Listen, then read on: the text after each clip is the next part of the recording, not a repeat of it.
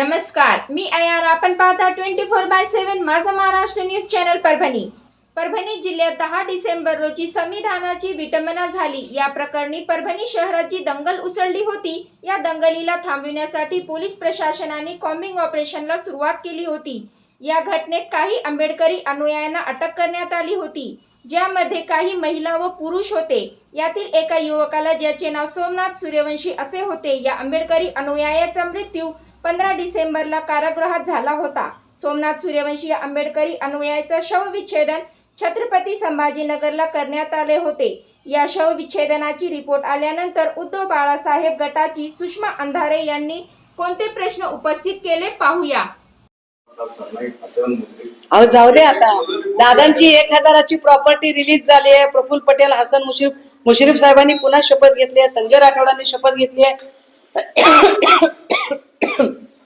ज्या पद्धतीने या सगळ्या लोकांना वॉशिंग मशीन मधून धुवून काढले, याचा अर्थ भाजपाला ते जे म्हणत होते ना की भ्रष्टाचार मुक्त भारत करणार आहोत आम्ही, भ्रष्टाचार मुक्त महाराष्ट्र, तर काय असतं की जेव्हा अख्खं राज्य स्वच्छ करायचंय, आपण जेव्हा घर स्वच्छ करतो तेव्हा त्या घरातला सगळा कचरा एका डस्टबिन मध्ये टाकतो.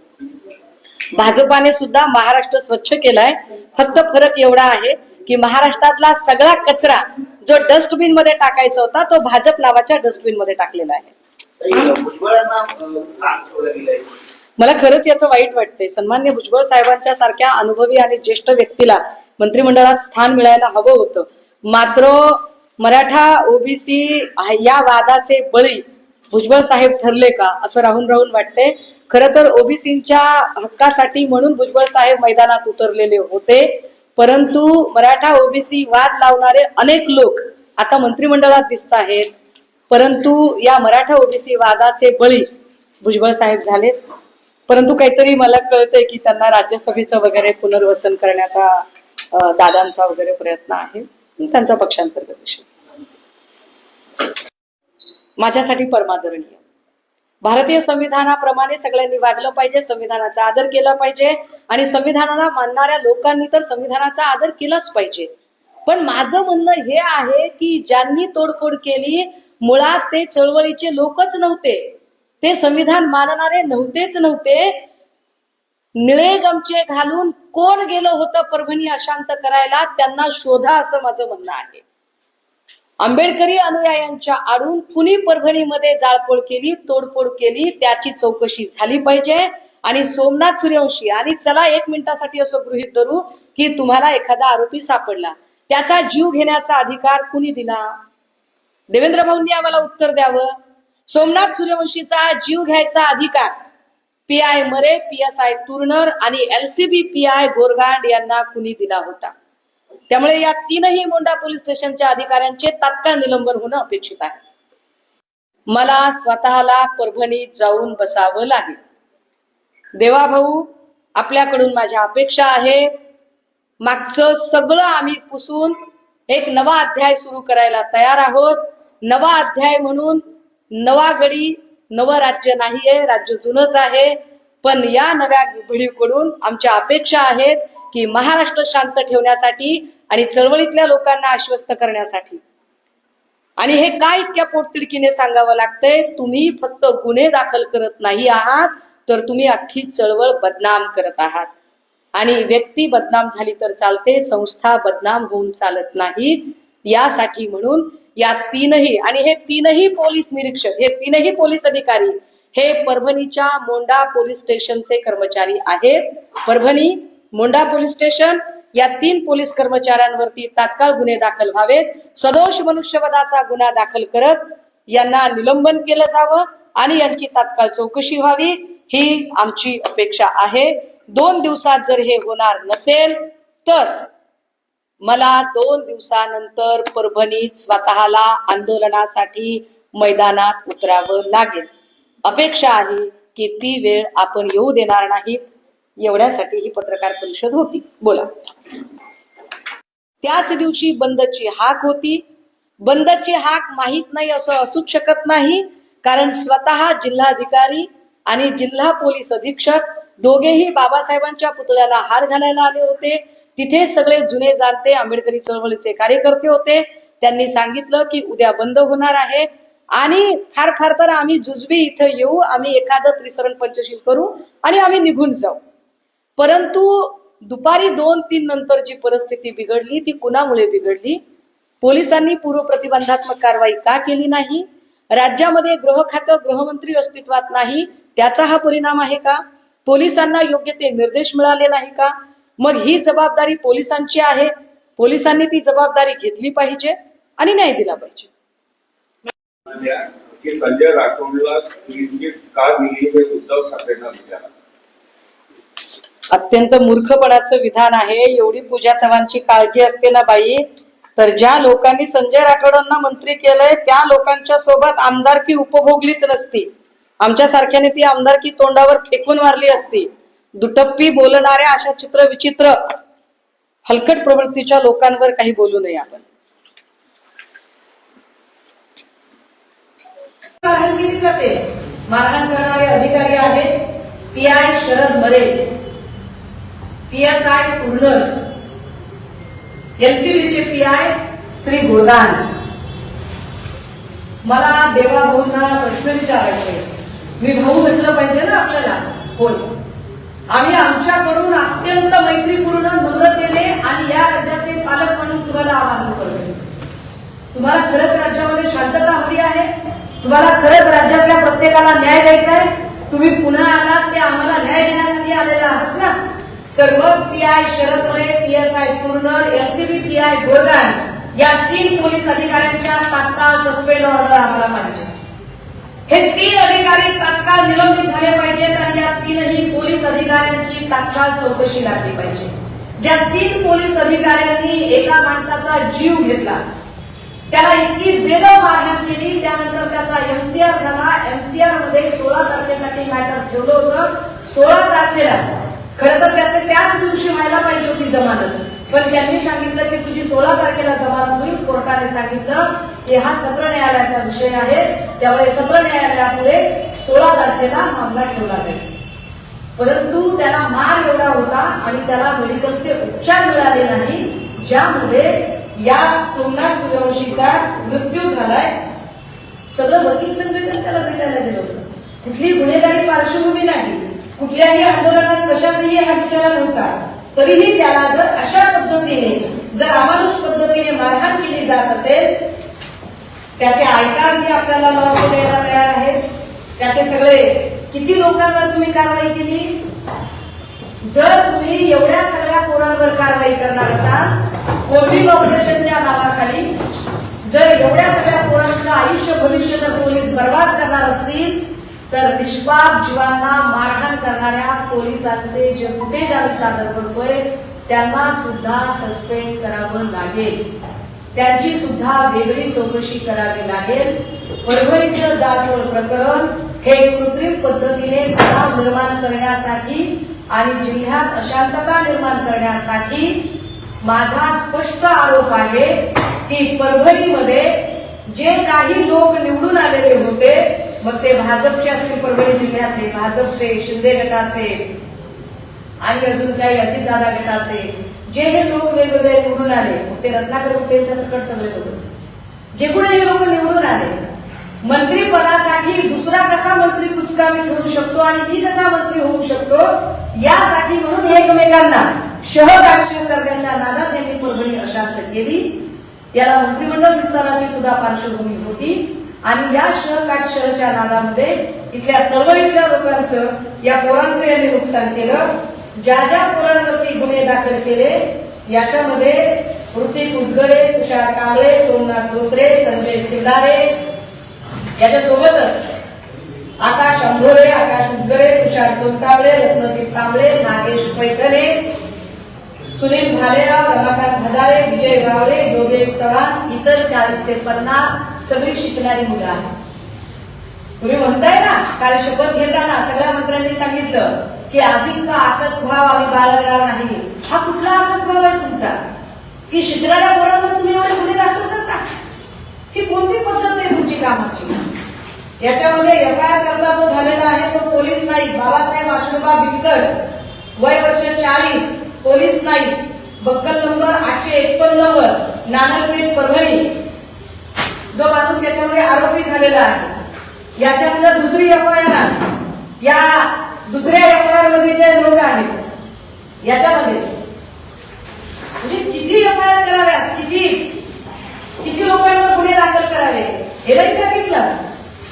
बांगलादेशी हिंदूंना वाचवण्यासाठीचा मोर्चा म्हणून जी लोक भाजपने बाहेर काढली, ही लोक निळे गमछे गळ्यात घालतात आणि निळे गमछे गळ्यात घालून परभणीतल्या या सगळ्या लोकांमध्ये तोडफोड आणि सुरू करतात आणि बदनाम जर ते चळवळीला करत असतील तर अशा लोकांचा बिमोड झाला पाहिजे.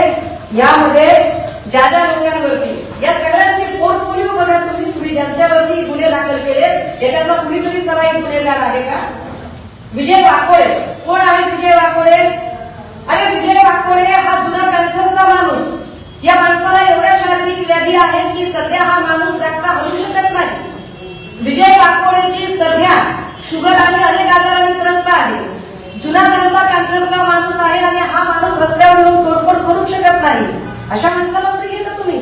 रवी सोनकांबळे नगरसेवक राहिलेला माणूस, अत्यंत समंजस, परभणीमध्ये शांतता राहण्यासाठी कित्येक वेळा शांतता कमिटीवर काम केलेला माणूस. सुधीर साळवे, साई नरवडे, महादेव ननावडे, काय नावं घेताय? किशोर बोराडे, सतीश भालेराव, विनोद दवले, आत्माराम राऊत, विशाल देंगले, सूरज खिल्लारे, रमेश मोरे, श्रीशांत भावले, महेश कोकाटे, चंद्रकांत जोंधळे, सिद्धार्थ काकडे, अमोल जोंधळे, सिद्धार्थ रायगोळे, किरण जोंधळे, एका कुटुंबातली अख्खी कुटुंबाच्या कुटुंब उद्ध्वस्त म्हणजे जामीन घ्यायला सुद्धा कोणी शिल्लक नाही राहिला पाहिजे. सोमनाथ सूर्यवंशी 20 नंबरचा आरोप, 20 नंबरला FIR मध्ये या माणसाचं नाव आहे आणि हा सोमनाथ सूर्यवंशी हा लॉचा स्टुडंट थर्ड इयरचा जो फक्त आणि फक्त व्हिडिओ रेकॉर्ड करत होता. याला इतकी बेदम मारहाण केली गेली की याची मारहाण अक्षरशः जणू याच्यावरती एखाद्या घातक शस्त्राने वार करावे अशा पद्धतीची मारहाण जर तुम्ही सोमनाथ सूर्यवंशीला करत असाल आणि त्याचा बळी जात असेल, भलेही तो MCR मध्ये गेला, त्याचा MCR चालू असताना तो गेला, पण त्याला पोलीस कस्टडीमध्ये अमानुष मारहाण केली गेली म्हणून तो गेला. आमची देवेंद्र फडणवीस साहेबांना विनंती आहे, भाऊ मी सभागृहात काम करत नाही, मी सभागृहात असते तरी आपल्यासमोर हे मांडू शकले असते, पण सभागृहात माझ्या पक्षाचे सदस्य आहेत. माझ्या पक्षाच्या सगळ्या मंडळींना विधानसभा आणि विधान परिषदेचेही सगळे सदस्य आणि विधानसभेचे सगळे सदस्य या सगळ्या सदस्यांना मी यावर बोलले, पण त्यांचं असं म्हणणं पडलं की ताई लक्षवेधी घेणार नाही. का लक्षवेधी घ्यायची नाही तुम्हाला? कारण तुमच्याकडे तुम्हाला विरोधी पक्ष नेताही नेमायचा नाही आणि विरोधकांचा आवाजच ऐकायचा नाही. तुम्हाला लक्षवेधीमध्ये हे सगळे प्रश्नच ऐकायचे नाहीत ना, तर मग याला न्याय कोण देणार? जर तुम्ही याला न्याय देणार नसाल आणि 2 दिवसात PI मी पुन्हा रिपीट करते, पोलीस निरीक्षक शरद मरे, पोलीस उपनिरीक्षक तुर्नर आणि लोकल क्राईम ब्रँचचे पोलीस निरीक्षक गोरगान या 3 लोकांच्या यांना तात्काळ निलंबित करून जर यांची स्वतंत्र चौकशी सुरू झाली नाही तर 2 दिवसांनी मला स्वतःला परभणीत जाऊन बसावं लागेल. देवाभाऊ आपल्याकडून माझ्या अपेक्षा आहे, मागचं सगळं आम्ही पुसून एक नवा अध्याय सुरू करायला तयार आहोत. नवा अध्याय म्हणून नवा गडी, नवं राज्य नाहीये, राज्य जुनंच आहे, पण या नव्या पिढीकडून आमच्या अपेक्षा आहेत की महाराष्ट्र शांत ठेवण्यासाठी मंत्रिमंडळातून त्यांना बाजूला ठेवलं, but it is not enough. आता या लोकांवरती तुम्ही गुन्हे दाखल करावे लागतील. काल जर शपथ घेताना सगळ्या मंत्र्यांनी सांगितलेलं असेल की मी भारतीय संविधानाला स्मरण करून शपथ घेतो की कुणाबद्दलही अधिकचा ममत्व भाव किंवा आत्मभाव न बाळगता निदर्शनास आणून दिलेली कामे पार पाडेल, तर तुमच्या निदर्शनास आम्ही हे आणून देतोय.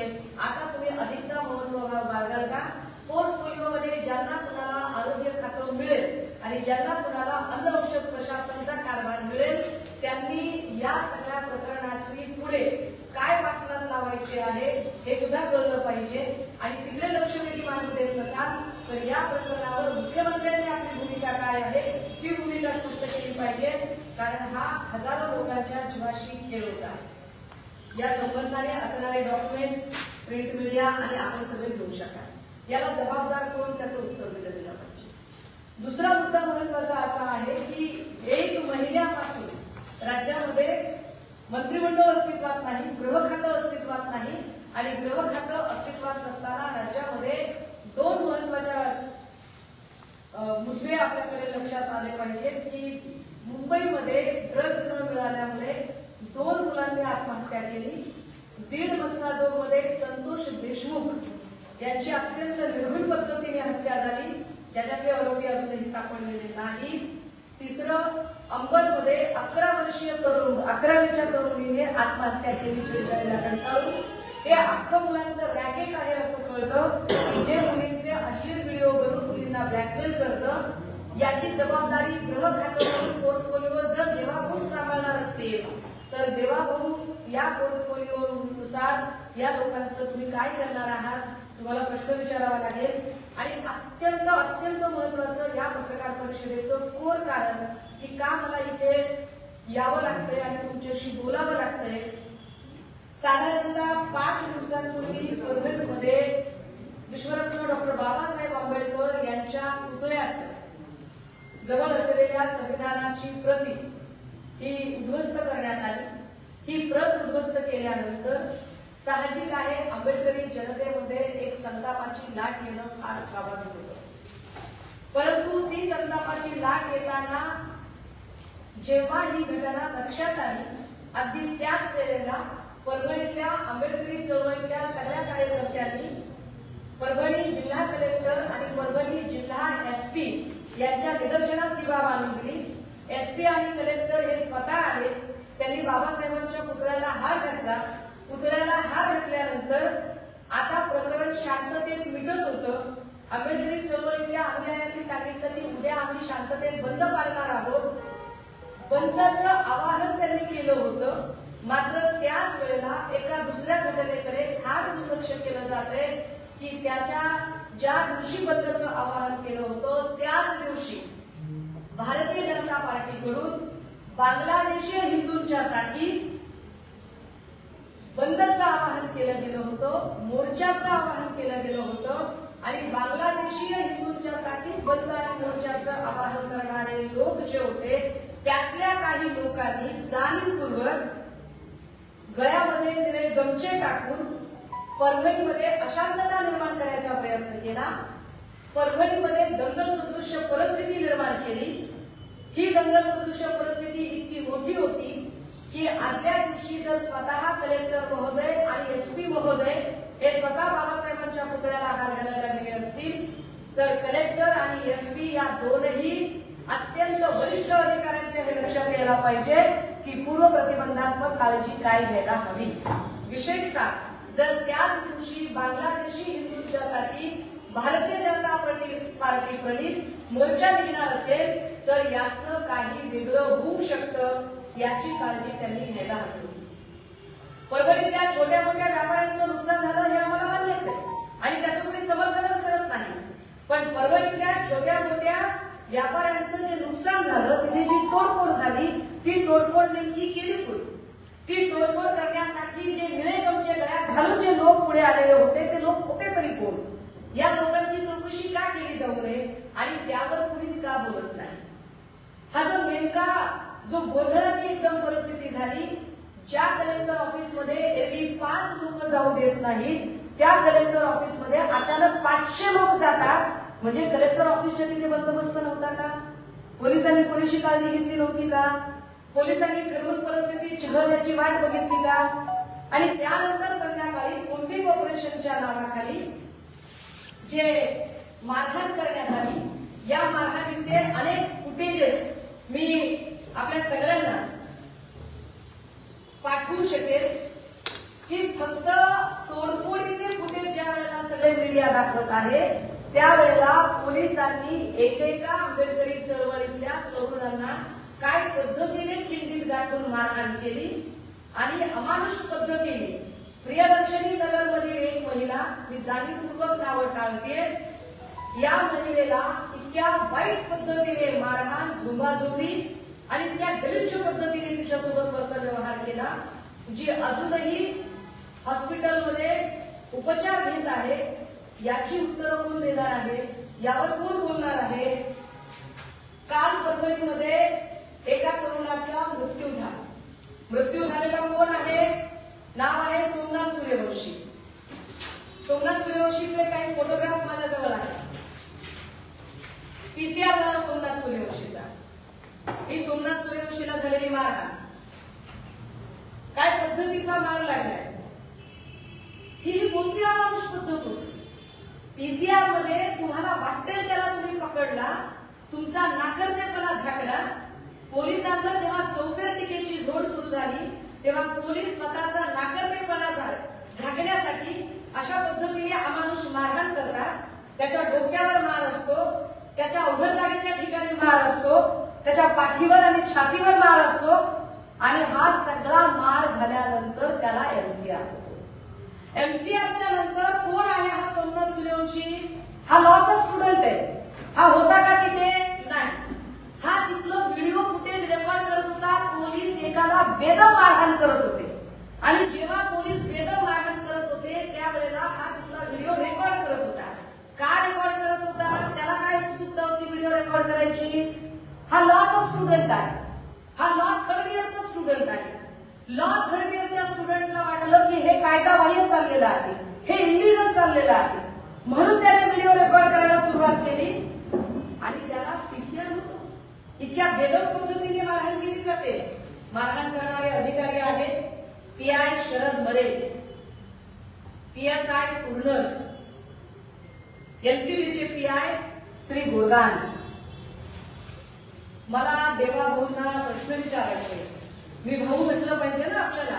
होय, आम्ही आमच्याकडून अत्यंत मैत्रीपूर्ण नम्रतेने आणि या राज्याचे पालक म्हणून तुम्हाला आवाहन करतो. तुम्हाला खरंच राज्यामध्ये शांतता हवी आहे, तुम्हाला खरंच राज्यातल्या प्रत्येकाला न्याय द्यायचा आहे, तुम्ही पुन्हा आलात ते आम्हाला न्याय देण्यासाठी आलेला आहात ना, तर मग पीआय शरद मरे, पीएसआय कुर्नल, एलसीबी पीआय. शादी हो या एंगेजमेंट, छिला हो या जुमागी, मीटिंग हो या कुछ और, परभनी शहर में तो भैया सिर्फ एक ही नाम, फैसल फंक्शन हॉल, दरगाह रोड, फैसल कॉलोनी, जमीर पॉइंट, परभनी. बुकिंग शुरू है, जल्द ही संपर्क करें. Syed Muzammil, mobile number 8177941481. Second number 9922855585. Faisal function hall की खुसूसियत, 2 व्हीलर 4 व्हीलर के लिए भरपूर पार्किंग व्यवस्था, लेडीज के लिए पर्दे का माकूल इंतजाम और सेपरेट कुशादा हॉल. आपण पाहता 24/7 माझा महाराष्ट्र न्यूज चॅनल परभणी. आपण जर पहिल्यांदाच आमचे न्यूज चॅनल पाहत असाल तर सर्वप्रथम आमच्या चॅनलला सबस्क्राईब करा, घंटीचं बटन अवश्य दाबा, लाईक करा, शेअर करा आणि हो, कमेंट तर नक्कीच करा. आपण पाहत राहा 24/7 माझा महाराष्ट्र न्यूज चॅनल परभणी. जय हिंद.